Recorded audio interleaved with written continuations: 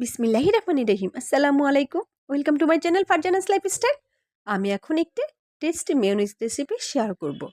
আর এটা আমি আজকে কাঁচা ডিম না, আমি আজকে এটা হচ্ছে সেদ্ধ ডিম দিয়ে দেখাবো। এই জন্য আমার লাগবে রসুন, চিনি, লবণ, গোলমরিচ গুঁড়ো, সেদ্ধ ডিম, ভিনেগার, পানি, লেবু, সয়াবিন তেল, গুঁড়ো দুধ, জলপাইয়ের আচারের তেল, এটা অপশনাল, অ্যাট লাস্ট কাঁচামরিচ। আজকে আমি একটি ডিম দিয়ে মেয়োনিজ বানাবো, এই জন্য ডিমটাকে আগে ভালো করে গ্রেট করে নিব। এবার গ্রেট করা ডিম আমি জারে দিয়ে দিচ্ছি।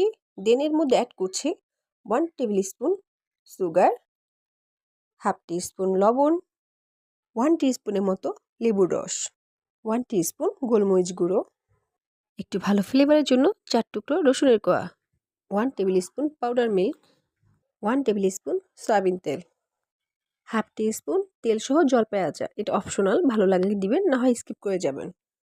দেন দিব 1 table spoon vinegar, at last 1 table spoon water. আমার সব কিছু দেওয়া হয়ে গেছে, এবার এটাকে আমি ভালো করে ব্লেন্ড করে নিব।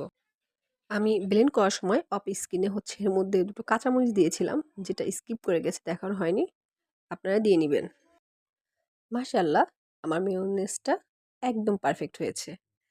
আমি যতটা ভেবেছিলাম তার চেয়েও দারুণ হয়েছে। কালার, থিকনেস একদম পারফেক্ট। আমি একটু তুলে দেখাচ্ছি এটা কতটা পারফেক্ট হয়েছে। আমার চামচ থেকে পড়ছে না, একদম দোকানের মেয়োনেজের মতোই। কালারটাও মাশাআল্লাহ সুন্দর হয়েছে। আমার রেসিপি ফলো করে যদি মেয়োনিজটি বানান, তাহলে একদম পারফেক্ট একটি মেয়োনিজের টেস্ট পাবেন। কেমন লাগলো ভিডিওটি অবশ্যই কমেন্টসে জানাবেন। ভালো থাকবেন। আল্লাহ হাফিজ।